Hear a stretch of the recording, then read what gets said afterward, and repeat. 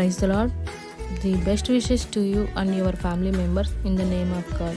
దేవునికి మహిమ కలుగును గాక. దేవుని నామము పేరిట మీకును మీ కుటుంబ సభ్యులందరికీ శుభాభివందనములు. టుడే గాడ్ ప్రామిస్, ఈరోజు దేవుని వాగ్దానము. Beloved of Jehovah, they will dwell safely with him. Deuteronomy 33 chapter 12 verses.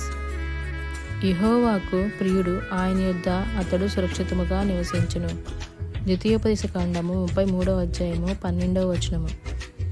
ప్రియమైన సహోదరి సహోదరులారా, ఈరోజు ఈ వాగ్దానం ద్వారా దేవుడు మనతో చెప్తున్న మాట. దైవజనుడైన మోషే గారు మృతులందక మునుపు ఇశ్రాయేలు యొక్క గోత్రముల వారీగా వారిని ఆశీర్వదించారు. వారిలో యాకోబు యొక్క కనిష్ట కుమారుడైన బెన్యామీను ఇవ్వబడిన ఆశీర్వాదము మనము చూసాము. బెన్యామీను స్థానంలో మన పేరును ఉంచి ప్రభు నేడు మనకిచ్చుచున్న వాగ్దానము ఆశీర్వాదమును స్వతంత్రించుకొనవాలని కోరుకుంటున్నారు. బెన్యామీను అను పేరుకి అర్థం కుడి చేతి పుత్రుడు అనే అర్థం. ఇతను రాహేల్ యొక్క రెండవ కుమారుడు. అయితే యాకోబు గారి యొక్క కుమారుడైన బెన్యామీను గారు కుడి చేతి పుత్రుగా అంటే ఎక్కువ బలముగా, కుడి భుజముగా అంటారు కదా, అలాగా కుడి చేతి పుత్రునిగా ఉండి బెన్యామీను ఎక్కువగా ప్రేమించారు. వీరి మధ్య ఉన్న ప్రేమ అతని ప్రాణము ఇతని ప్రాణంతో పెనవేసుకొని ఉన్నదని యోధా గారు ప్రస్తావిస్తున్నారు.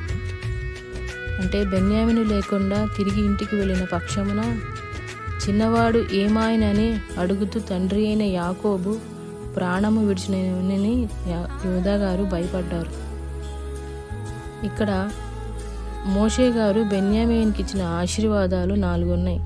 అవేమనగా, బెన్యామీను యెహోవాకు ప్రియుడు, అతడు ఆయన యొద్ద సురక్షితముగా నివసించును. దినమెల్లా ఆయన అతనికి ఆశ్రయముగా ఉండును. ఆయన భుజముల మీద అతడు నివసించును. దైవజనుడైన మోషే ద్వారా ప్రవచన రీతిగా పలికిన ఈ సత్యమును ఆత్మపూర్ణుడై అతని యొక్క అభిషేకము బెన్యామీను మీద కూడా ఉండెను.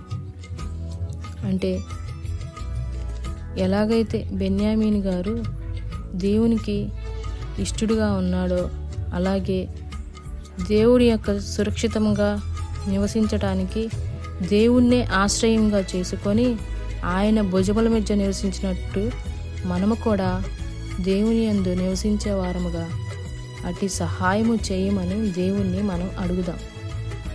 ప్రార్థన.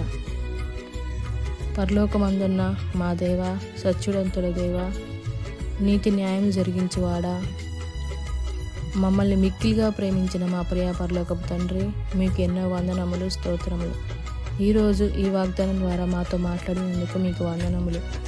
ఈ వాగ్దానం ఎంతమంది అయితే వింటున్నారో వారి జీవితంలోనూ వారి కుటుంబంలోనూ వీటిని స్వతంత్రించుకునే సహాయము దయచేయమని నజరేయుడైన యేసుక్రీస్తు పరిశుద్ధ నామమున అడిగి వేడుకొనుచున్నాము తండ్రి. ఆమేన్.